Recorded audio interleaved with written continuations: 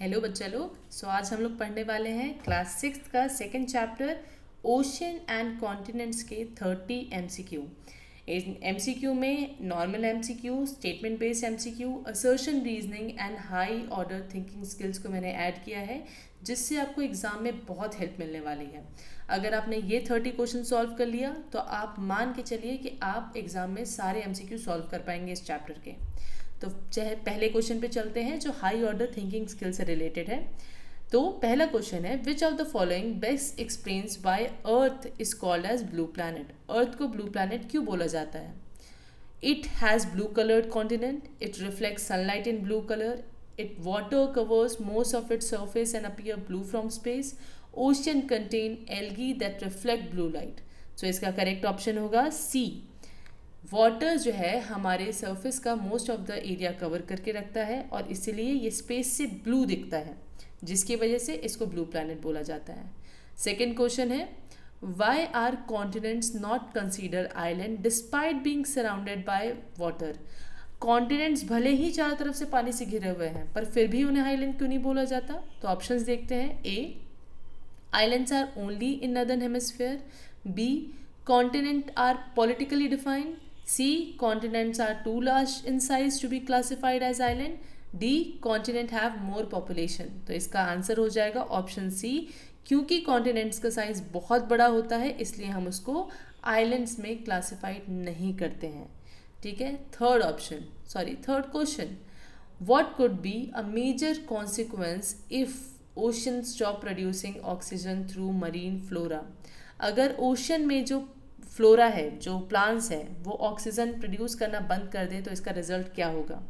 तो ऑप्शंस है, earth temperature would decrease, B there would be no waves, C the planet climate would become icy, D ocean supplies from many forms life forms would reduce significantly. तो इसका answer हो जाएगा D. अगर ocean ने oxygen produce करना बंद कर दिया उसके प्लांट्स ने, तो क्या होगा? बहुत सारी लाइफ फॉर्म्स के लिए ओशन सप्लाई बंद हो जाएगा, जो बहुत ज़रूरी है ना। चलिए फोर्थ क्वेश्चन की बात करते हैं। How is the Indian navy motto related to ocean tradition in Indian culture. Indian navy का जो मोटो है वो हमारे इंडियन कल्चर से या इंडियन ट्रेडिशन से कैसे मैच करता है? तो क्यों? ऑप्शंस देखते हैं। A, it praise to sea monster, B it invokes Varuna a Vedic deity associated with ocean, C it ask Poseidon to protect the land, D it acknowledge ancient trade route. So इसका option होगा option B. Indian navy जो है वो उनके मोटो में वो वरुण को invoke करते हैं, वरुण को से प्रार्थना करते हैं। वरुण जो है हमारे वैदिक पीरियड के डेटी माने जाते हैं ओशंस के। ठीक है, इसलिए इंडियन नेवी जो है वो इंडियन कल्चर से रिलेट कर पाता है। ठीक है, चलिए fifth, why do ocean appears to be interconnected even though map shows boundaries. Oceans जो हैं वो इंटरकनेक्टेड दिखते हैं पर मैप में बाउंड्रीज क्यों होती हैं फिर? सो इसके ऑप्शंस हैं, oceans are divided by mountain ranges, B the boundaries are natural barriers, C water flows freely and constantly across all oceans, and D each ocean has a wall like coral reef barrier. So the correct option will be option C water जो है वो बहुत freely flow करता है और constantly लगातार एक ocean से दूसरे ओशन चला जाता है। जो बाउंड्रीज होती है ना बेटा मैप में जो आप देखते हो वो नेचुरल नहीं होती है, वो ह्यूमन मेड है। तो इसलिए ओशन जो है इंटरकनेक्टेड होते हैं, भले ही मैप उनको बाउंड्रीज में दिखाता हो। अब हम बात करेंगे असर्शन और रीजनिंग की। ऐसे क्वेश्चंस में आपको थोड़ा सा ट्रिक का इस्तेमाल करना होगा जिससे it will be very easy. चलिए सिक्स क्वेश्चन करके देखते हैं। पहले we will check both the statements are true और नॉट। तो देखिए, earth appears mostly blue from space, तो ये स्टेटमेंट सही है कि भैया अर्थ जो है स्पेस से ब्लू दिखता है। ठीक है, मोर than 70% of the earth surface is covered with water, क्या ये स्टेटमेंट सही है? हाँ बिल्कुल सही है। अब हम दोनों को कनेक्ट करेंगे। अब इसको कनेक्ट करने के लिए यहाँ लगा दो बिकॉज।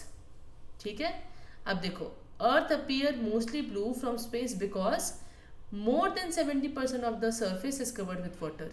क्या ये आपको सही साउंड हो रहा है या सही कनेक्ट कर पा रहा है? तो बिल्कुल अर्थ ब्लू है क्योंकि 70% भैया उससे कवर है, पानी से। तो इसका सही ऑप्शन हो जाएगा A, in which both the statements are true and R is the correct explanation of A. चलिए दूसरी बार प्रैक्टिस करके देखते हैं 7th क्वेश्चन से। असर्शन है ocean can be source of both life and destruction, कि भैया ओशन जो है लाइफ भी देता है और डिस्ट्रक्शन मतलब तबाही भी मचाता है। तो क्या ये स्टेटमेंट सही है? बिल्कुल सही है। दूसरा रीजन देखते हैं, ocean cause monsoon rain as well as cyclone and tsunami. Ocean जो है वो भैया मानसून रेन्स में भी हेल्प करता है और इसी की वजह से सुनामी और साइक्लोन भी आता है। तो ये बिल्कुल सही है, ये स्टेटमेंट भी सही है। अब इनको कनेक्ट करके देखते हैं। कनेक्ट कैसे करेंगे? Ocean can be source of both life and destruction. Why? Because ocean cause monsoon rain as well as cyclone and tsunami. तो जैसे ही आप पढ़ेंगे वैसे ही आपको समझ में आ जाएगा कि भैया both the statements are true and R explains A, है ना। तो again A is the correct option. 8th करते हैं। Europe and Asia are always considered as 2 separate continent. क्या ये स्टेटमेंट सही है? बिल्कुल सही है कि भैया यूजुअली हम क्या करते हैं, यूरोप और एशिया को अलग अलग कॉन्टिनेंट्स में काउंट करते हैं। रीज़न देखो इसका, they are divided by river. क्या ये स्टेटमेंट सही है? नहीं। जो यूरोप और एशिया है बेटा वो माउंटेन से, एक माउंटेन है यूरल माउंटेन, उससे डिवाइडेड है, रिवर से डिवाइडेड नहीं है। तो इसका सही आंसर क्या हो जाएगा? Again option A is true and R is false. ठीक है, तो ऐसे आपको हर एक असर्शन रीजनिंग सॉल्व करनी है। अब हम बात करेंगे मैच द फॉलोइंग की। तो आपको यहाँ मैच कर लेना है पहले और फिर वैसे ही सीक्वेंस से आपको ऑप्शन करेक्ट कर लेना है। देखिए पैसिफिक ओशन, अब या तो वो 4th लार्जेस्ट है, या तो लार्जेस्ट है, या 2nd लार्जेस्ट, या 3rd लार्जेस्ट। तो हमें पता है कि पैसिफिक ओशन जो है वो लार्जेस्ट ओशन है। अटलांटिक ओशन जो है वो 2nd लार्जेस्ट ओशन है। इंडियन ओशन 3rd लार्जेस्ट है और सदर्न ओशन 4th लार्जेस्ट है। तो अब हम ऑप्शंस में इसको चेक करेंगे। पैसिफिक का 2nd कहाँ ऑप्शन करेक्ट है? तो पैसिफिक यहाँ गलत है, यहाँ गलत है, यहाँ भी गलत है। सिर्फ option D is correct. Why? Because A is connected to 2, B is connected to 3 and C is connected to 4 and D is connected to 1। So आपको बिल्कुल ऑप्शन मिल जाएगा, option D is your correct answer. इसके बाद हम बात करेंगे again one more match the following. Africa है। अब देखो ऑप्शंस क्या है, कुड बी काउंटेड एज 1 और 2 continents, coldest and icy continent, cultural region separated from Asia, is in the south of Europe. तो अगर आप अफ्रीका के बारे में जानते हैं तो अफ्रीका जो कॉन्टिनेंट है वो यूरोप के नीचे आता है, मतलब उसके साउथ में है। तो पहले वाले का 4th हो गया। यूरोप जो है कल्चरल रीजन्स की वजह से एशिया से डिवाइडेड है और 2 सेपरेटेड है, 2 कॉन्टिनेंट में वो होता है, काउंट होता है, एशिया और Europe. Antarctica of course it is the coldest and icy continent. And America it could be counted as 1 or could be counted as 2 as North and South America।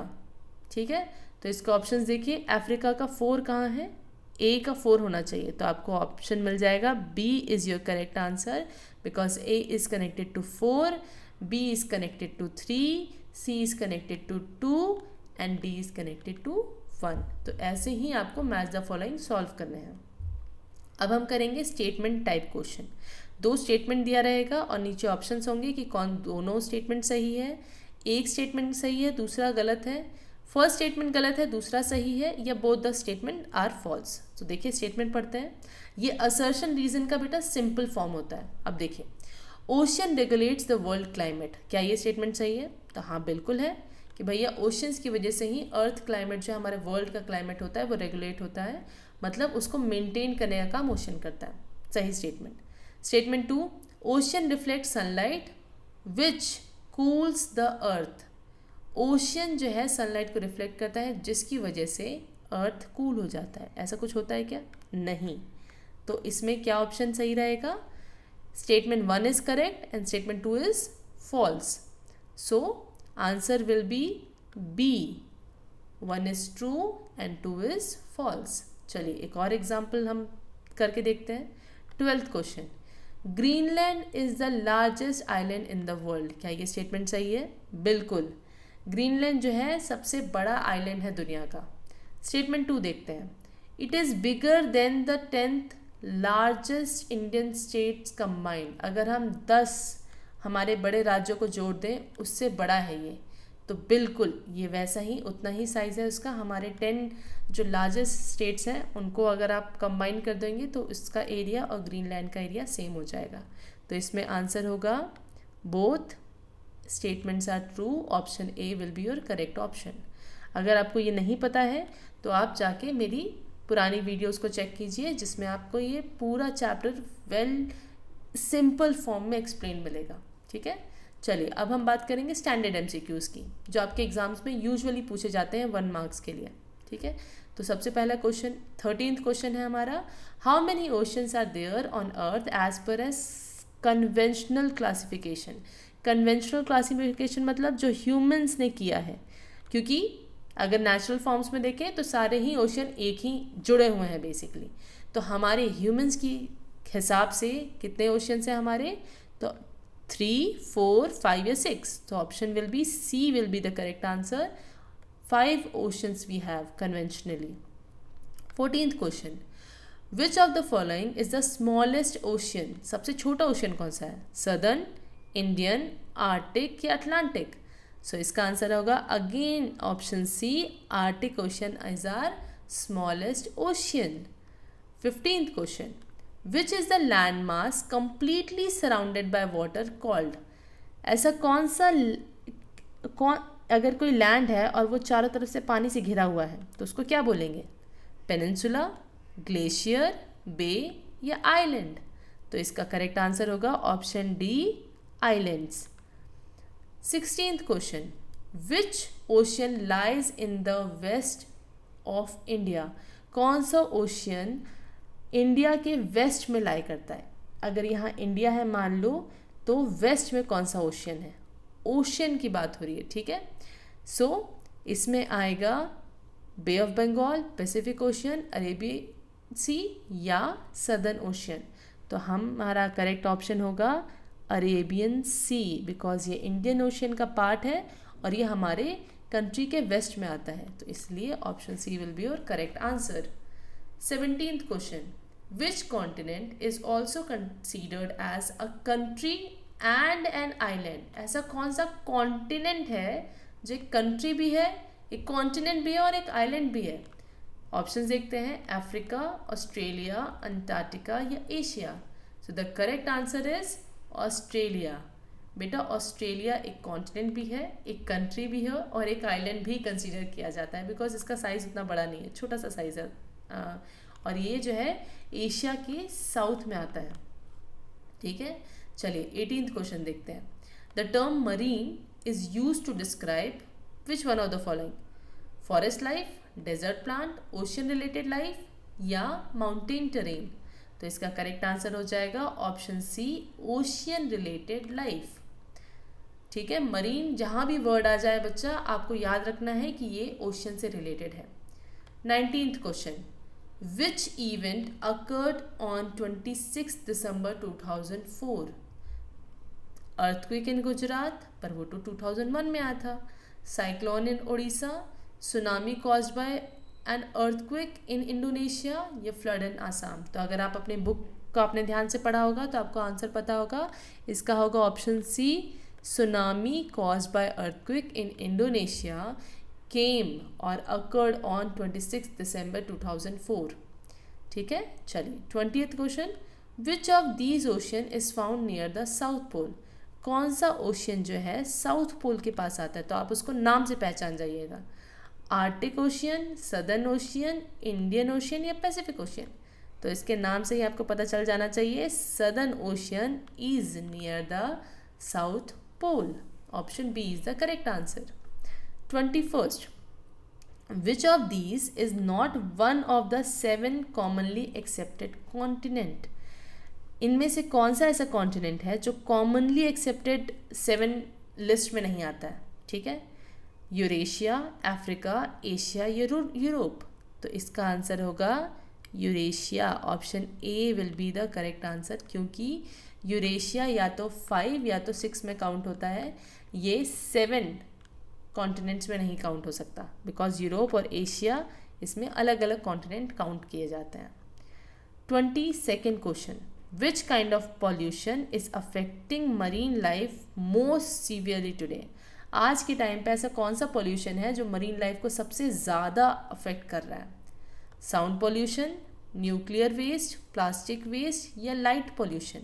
सो इसका correct option होगा option C, plastic waste आज के time पे सबसे ज़्यादा affect कर रहा है हमारी ओशन लाइफ को। 23rd, which hemisphere has more land mass? तो हमारे जो 2 हेमिस्फेयर होते हैं, नर्दर्न एंड सदर्न, उसमें से किस में सबसे ज़्यादा लैंड एरिया है? तो इसके ऑप्शंस हैं नर्दर्न, सदर्न, ईस्टर्न या वेस्टर्न। सो हमारे में जो सबसे सही आंसर है इसका वो है ए, नर्दर्न हेमिस्फेयर में सबसे ज़्यादा लैंड मास मौजूद है। ठीक है। 24th क्वेश्चन, विच वैदिक deity is associated with ocean? तो अगर आपने बुक को ध्यान से पढ़ा होगा तो आप इसका आंसर दे पाओगे, either it is Indra, Varun, अग्नि और सोम। सो इसका करेक्ट ऑप्शन है ऑप्शन बी, वरुण जो है वो ओशियन से रिलेटेड डेटी हैं, इंद्र जो है वो रेन से रिलेटेड है, अग्नि जो है वो फायर से रिलेटेड है और सोम जो है वो प्लांट से रिलेटेड है। तो option B will be the correct answer, Varun. 25th, which group of the island lies in the Arabian Sea? India के अरेबियन सी में कौन से आइलैंड्स पाए जाते हैं? अंडमान एंड निकोबार, लक्षद्वीप, मालदीव्स या बाली? सो इसका करेक्ट आंसर होगा लक्षद्वीप, ऑप्शन बी। लक्षद्वीप जो है अरेबियन सी में है बच्चा, और Andaman and Nicobar bay of Bengal में है। ठीक है। 26th, which ocean surrounds Antarctica? Antarctica को कौन सा ओशन सराउंड करता है? Pacific ocean, Arctic ocean, Southern ocean या इंडियन ओशन? तो इसका करेक्ट आंसर होगा answer C, Southern ocean. This is the correct option. South में क्योंकि अंटार्कटिका पड़ता है और साउथ पोल भी वहीं पे है, तो इसके आसपास क्या होगा? सदर्न ओशियन होगा। चलिए 27th, which Indian scientific base was establish in Antarctica? First establish scientific base कौन सा है अंटार्कटिका में? तो भारत स्टेशन, दक्षिण गंगोत्री, शिव शक्ति या आर्यभट्टा बेस? तो इसका करेक्ट ऑप्शन है बी, दक्षिण गंगोत्री जो है वो सबसे पहला साइंटिफिक इंडियन बेस था जो अंटार्कटिका में सेटअप हुआ था, अंटार्कटिका के क्लाइमेट की स्टडी करने के लिए और वहाँ के सराउंडिंग की स्टडी करने के लिए। ठीक है। 28th, which is the name of the system that alerts coastal areas about tsunami? हमारा जो वो कौन सा सिस्टम है जो हमें अलर्ट कर देता है कि भैया अब सुनामी आने वाली है? तो either it is option A, ocean threat detection system, B, Indian coastal alert authority, C, Indian ocean tsunami warning system या D, continental disaster network? So इसका करेक्ट आंसर होगा option C, Indian ocean tsunami warning system, जो हमने बहुत सारी countries के साथ मिलकर डेवलप किया है सो दैट कि इंडियन ओशन में कोई भी सुनामी आए तो हमें भैया पता चल जाए और हम उस एरिया से लोगों को हटा सकें ताकि थोड़ा डैमेज कम हो। 29th, second last question, which ocean lies on both the side of India? India के दोनों साइड में कौन सा ओशियन होता है? तो अगर आप इसको ध्यान से पढ़ेंगे तो आपको पता चलेगा, ए है इंडियन ओशियन, बी है पैसिफिक ओशियन, सी है अटलांटिक ओशियन या आर्टिक ओशियन? तो भैया इसका करेक्ट आंसर हो जाएगा ऑप्शन ए, इंडियन ओशियन। जैसा कि मैंने आपको बताया कि इंडियन ओशियन जो है बेटा वो 2 पार्ट में डिवाइडेड है, एक अरेबियन सी में, एक बे ऑफ बंगाल में। ठीक है। तो दोनों तरफ से बेसिकली कौन इसको इंडिया को कवर किए हुए हैं? Indian ocean. And the last question is, what term describe plant life in ocean? कौन सा टर्म है जो हमें ओशंस के प्लांट्स के बारे में डिस्क्राइब करता है? तो वो होता है फौना, फ्लोरा, एक्वाबायोटा या टेराबायोटा। सो इसका करेक्ट आंसर होगा फ्लोरा। फ्लोरा जो होता है किसी एक पर्टिकुलर रीजन के प्लांट्स को बोला जाता है। तो ओशंस के प्लांट को क्या बोला जाएगा? फ्लोरा, या इसको मरीन फ्लोरा भी बोला जाता है। ठीक है, तो अगर ऑप्शन में मरीन फ्लोरा होगा तो आपको वो टिक करना होगा। तो अभी के लिए करेक्ट ऑप्शन है बी। इसके साथ हमारे 30 क्वेश्चंस कंप्लीट होते हैं। अगर आपको 5 मार्कर्स या 3 मार्कर्स क्वेश्चन और आंसर चाहिए विथ एक्सप्लेनेशन, तो you have to comment down and I will make that video. Thank you and have a good day everyone. Kindly like, share and subscribe the video.